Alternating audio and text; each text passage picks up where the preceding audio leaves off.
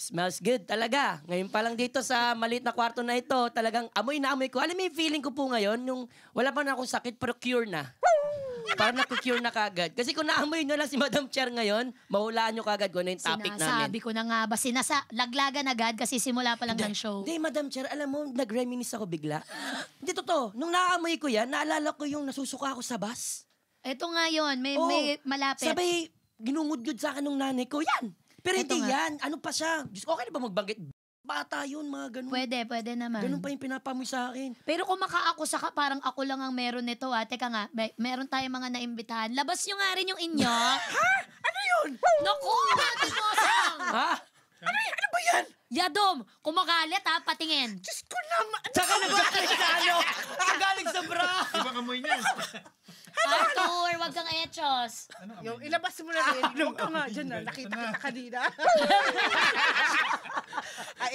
Ito pa isa. Anak ko, palabiyahe Diyan na, ka. umayos ka, Palabiyahe ka. Ayan po. Ready na, oh. Tsaka ang cute. Pare-parehas kayo. Same lang kayo pinagkukuhanan. Oo, isa ng supplier namin.